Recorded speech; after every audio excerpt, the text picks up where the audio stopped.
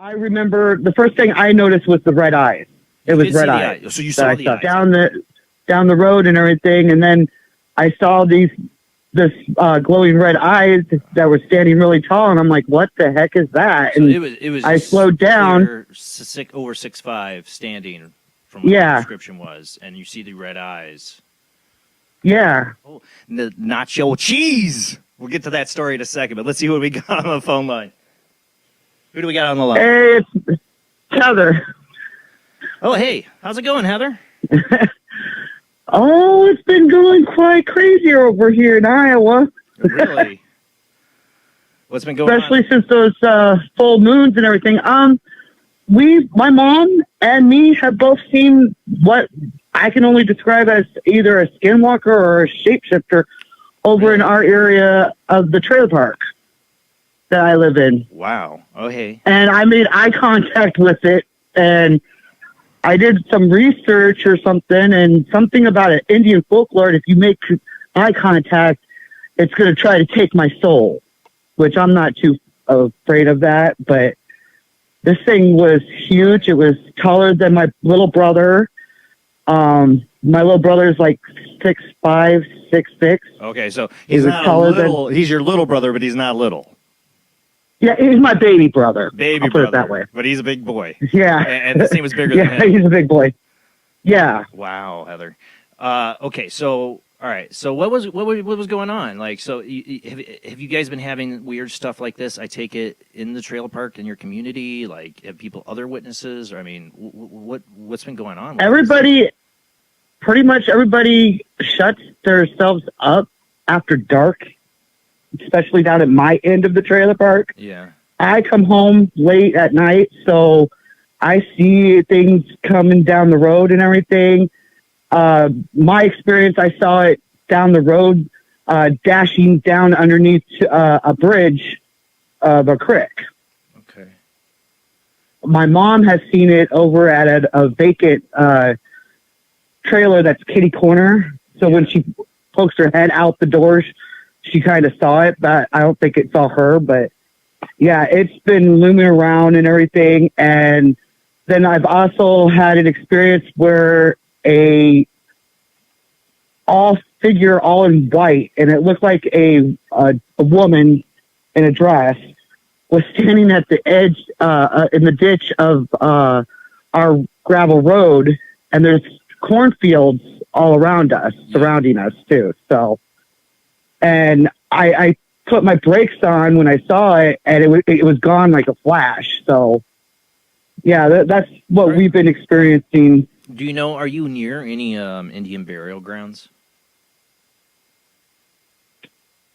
I don't know, but I do know that we have Native Americans living in the trailer park, but I don't know about actual burial grounds. Okay. I'm just curious because, I mean, there is a lot of times with these Dogman sightings, they're near Indian burial grounds a lot of times.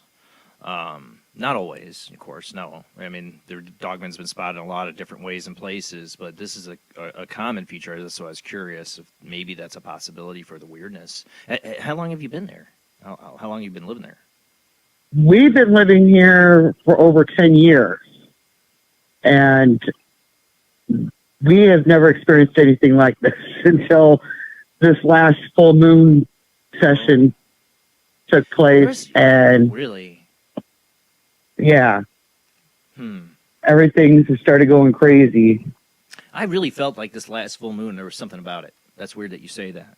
Like, there was something, I don't know, like, called to me this last I know there was a few days that I felt off and everything, and I kind of brushed it off as it being because of the full moon stuff, but Or the eclipse, too. you know, seeing this. Sorry, what is that, Jamie? We had the eclipse energy that was really interfering with it. Oh, that's right too. Yeah. I'm trying to, it's weird though that you guys have been there 10 years and then you guys are having these sightings since what? So this has just all happened in the last week or so, right? Yeah. Wow. Yep. So the strangeness is just starting for you. and even stranger is all of our stray cats. My mom she feeds all the stray cats and everything. When this thing is out, all the stray cats come up on our deck. They will not go off the deck at all. Every one of the stray cats are on our deck. Looking for the nearest shelter. Yeah. Well, hopefully none of those stray cats can start going missing. You know, let's hope that doesn't happen. Wow, Heather, is it like a shadow figure type thing that you're seeing? The thing I saw, the only way I could describe it, it was like seeing a werewolf.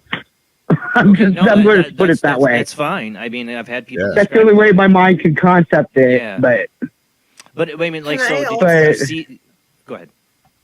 Can I also say that recently, with the transients and everything happening right now, within this week is a very, very big time where the veil between the living and the dead is even closer than normal. It would normally take like a few weeks more, but paranormal sightings and people who are sensitive to certain things or have something unfinished or whatever, like it's supposed to be a really important time for these things to surface, like right now. Yeah, I read some. I don't know if you posted anything on that. All I know is I read something on Facebook about that. So yeah, Jamie. It's just been weird, though. Astrological stuff that she posts, and I try to catch some of it too. So I mean, did you see did you see like? Could you see like fur? Like what? You know, like any? I saw some of the fur. Yeah. I saw some of the fur. I remember the first thing I noticed was the red eyes. It was red eyes. So you saw the eyes. I thought you didn't because you said you didn't want to look in its eyes. So you saw the red eyes? No. I'm the only one that made eye contact with this thing. So you did make eye contact with. I missed that part. Yeah. Okay. So you made eye contact. You saw like glowing red eyes. Were they glowing? Yeah. And it darted across the road into the ditch, into the where there's a creek and a big, huge stone bridge that we have. I travel over. How old's that bridge? Is it an older bridge or? It's been out here longer than I have. Okay. The house that nearest house to that bridge is a historical site. Okay. If that makes sense. What's the history? What's the historical site? I'm not quite sure too much about the history of the historical site. Okay. I know somebody's living there. Really? And taking care of the place, but I would look into that. So I always feel like, go ahead. I have one more question. How did you feel when you made that direct eye contact? Yeah, like that's a good take yourself back to that moment. How did you feel, and what was the first thing that came to like that voice in your stomach? Like, what was the vibe? Yeah. Fear. Just dread. Fear, shock, and then the next thing out of my mouth was, what the F? And I was like, okay, I'm not going to stop to find out what the hell that was. I'm just going straight home. So that's what I did. You knew immediately that this was just no good. Did you get the sense that you felt it before you saw it? No, it wasn't until I was coming down the road and everything, and then I saw this glowing red eyes that were standing really tall, and I'm like, "What the heck is that?" And so it was. I slowed down. Over 6'5", standing from what the description was, and you see the red eyes. Yeah. And did you get the feeling of any sort of message, like just like not hearing it, audibly coming from the creature itself, but in your mind, did something happen to go through it at that time that you thought something or any sort of a message?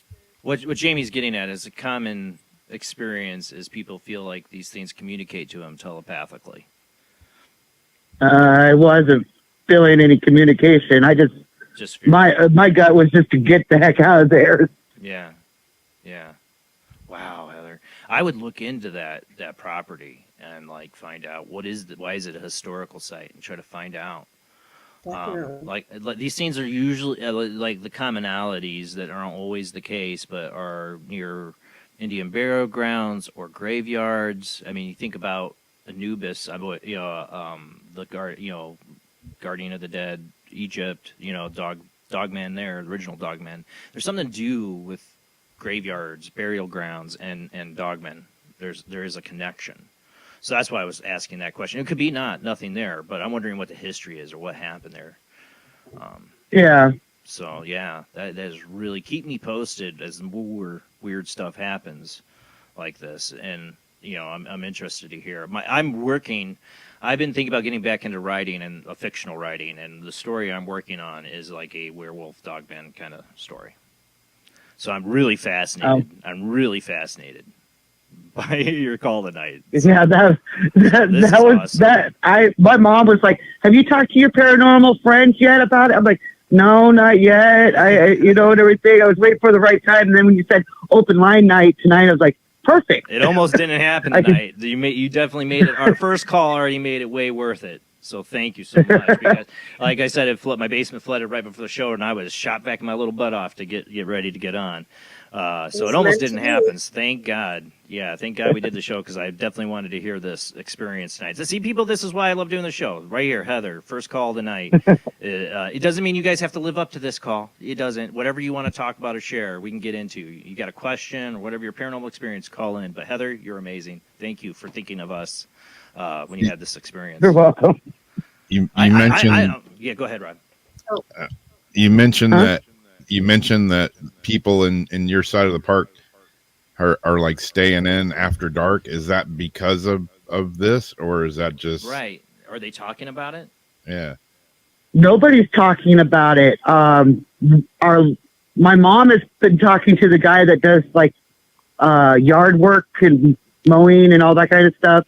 He knows about what's going on because he's heard it through the grapevine through everybody else and everything, but nobody's actually saying anything. But they are talking about it because he's heard it. He's heard it. Yeah, so they are talking about it. Oh man. Oh, they're talking about it, but like discreetly.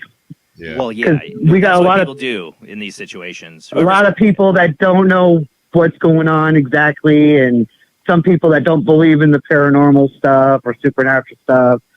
So, will you get any more? I want to start document this. Document it, Heather. Please write it down. Write everything down that's happening. Date it. Write it down. Do me this favor, Heather, because you're in the mix of a skinwalker situation, kind of, or a Dogman or weirdness going on. It could be brief. This could all be it, or it could keep going and get more weird. Document. Yeah, do yourself this favor. okay.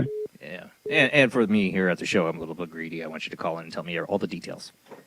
Yeah, Okay. Okay. I can do that. Witnesses, I'd love to hear from them. So yeah, keep me posted. Paranormal Roundtable. Josh Turner is my Dogman guy. So you should check him out if you haven't. And I know he would be interested to hear your experience on this for sure, because yeah, he's big into Dogman. He's had his own experiences. So thank you so much, Heather. Yep. All right. You have a good night. You too, because my phone lines are blowing up. All right.